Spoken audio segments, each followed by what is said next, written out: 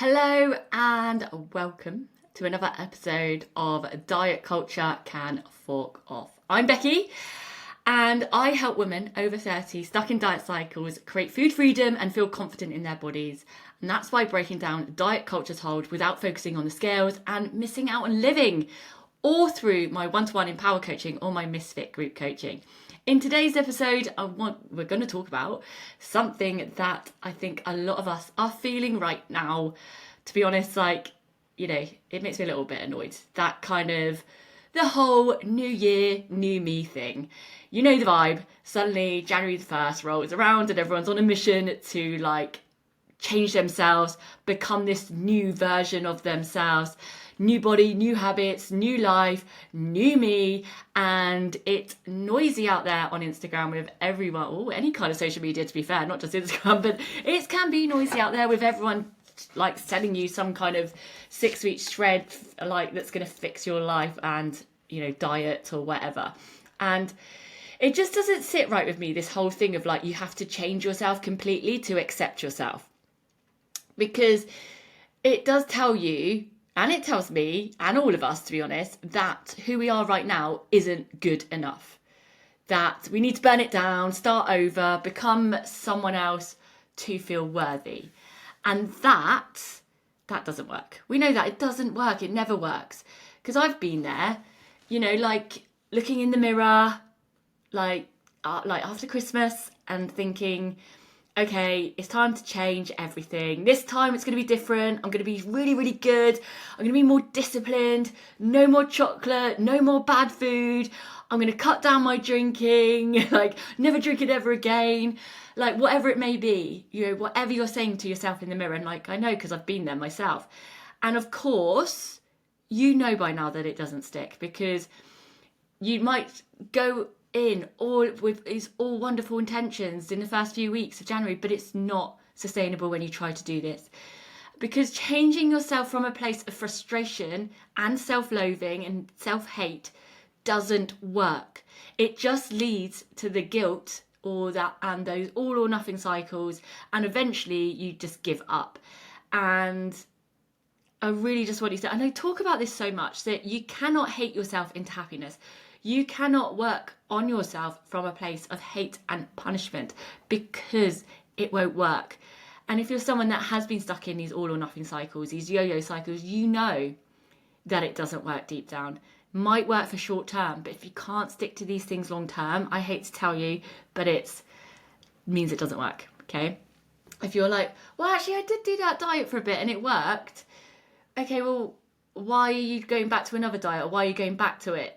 Because if it's not sustainable, then it hasn't worked, because it hasn't taught you how to do this long term, how to keep up a lifestyle. This is what it's all about. It's down to a lifestyle change, because it shouldn't feel like a chore and it shouldn't feel like another thing to do. And that's the biggest compliment I hear from my clients when that happens. So today, I really want to talk to you about a way to approach the new year without hating your body, without punishing yourself, and without feeling like you need to become someone else, because I'm all about celebrating your unique self. You know that. So, first of all, let's talk about why New Year, New Me keeps people stuck. So, let's get into it. This whole New Year, New Me is built on guilt and urgency. It assumes that the person you are today is wrong, isn't good enough, is broken, whatever it may be. And when your goals come from that place of thinking, no, you're all wrong, you're not good enough, you're not fitting into this society beauty standard or beauty trend or whatever it may be that's going on at the moment. If you're doing that and it's coming, you're setting yourself from that place, they are doomed to fail. Okay? And you've probably experienced it. Those extreme plans, that cutting out everything, that those shreds that I talk about, the waking up at 5 a.m. to run like a robot. And yeah, you might stick to it for a week or two. And then it starts to collapse, because it was never about what actually works for you as a person. It doesn't take into consideration you as a whole person, your responsibilities, your lifestyle, your values. Because It was about punishing yourself into a version of perfection that doesn't exist. Oh, excuse me. So it's the same cycle like diet culture has been selling us for years. Restrict, punish, fail, repeat. And January is definitely the loudest month for it. So, and then again, like you go around these cycles, you end up feeling like a failure because you can stick to it. But it's not you. It is so not you. You haven't failed. It's these plans and these diets that fail you time and time again. So let's talk about the kind of goals that actually work. What is the alternative? Like, okay, well, if I'm not going to do these short-term fixes, what's the alternative? The goals I believe in now, they come from a completely different place, okay? They don't assume that you need completely changing, like rebuilding you and your life. They honour who you are right now and they fit into your life, not just some imaginary, like, perfect schedule that no one has, because let's face it, we're all busy, especially nowadays. And like I've heard of so many people getting given plans that like, well, you've got to train 5 times a week. Most people do not have time to train like or go and exercise in the gym or doing it at home 5 times a week. It's not realistic for a lot of people, especially like if you've got a busy job, you've got family to look after. So, it's really got to fit into your life.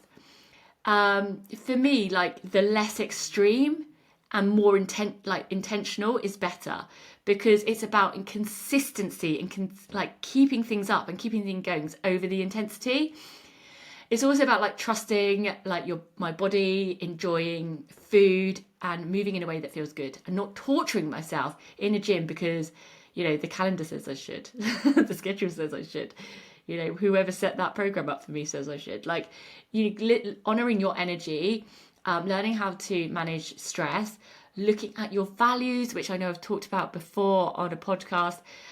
Your values are so important, because if you're following a plan or you've joined one of these 6-week shreds and they're like, we shouldn't be drinking alcohol, or you shouldn't be going out for meals, or like, I don't know, whatever restrictive thing they tell you. If that is actually important to you, going out with your friends is important, having a couple of drinks on a date night is important, then that's why it doesn't work. Because it's not that those things are wrong. They're definitely not wrong. They're what you value, and therefore it should be included. And that's sort of like such a missing piece for a lot of people. And I've done it time and time again with my clients. Like like Amy did me a wonderful testimonial the other day, and that's a lot of what we worked on, was her including her date night or like her time with her friends, having a couple of pints on the weekend, because she thought she couldn't do it and then it would lead into a guilt spiral. And I was like, no, of course we can. This is your values. Let's build this in. That makes a difference. So I want you to think about like, what your goals could be. Like, they can be, your goals can be the same. So think about, like, same as mine, sorry, your goals can be the same, just like, didn't finish my sentence then properly. Your goals can be the same as mine, but think about like what actually worked for you last year. Like, was there anything that did work? What drained you and didn't feel worth it? Okay, what took too much joy from you, took too much energy from you, and it wasn't worth it in the end?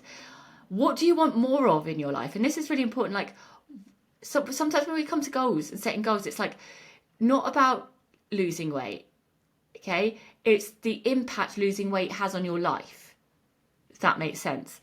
So what does it enable you, what does it able you to do? If you lost weight, what would it able you to do? What is it that you want more of in your life?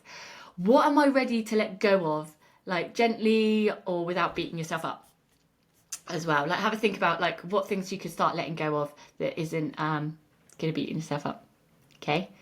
Might be how you're managing stress. It might be the feeling overwhelmed. It doesn't need to be around food and exercise. It can be other things, because as you know, I talk about this stuff a lot. This mindset side does impact your health and well-being at the same time.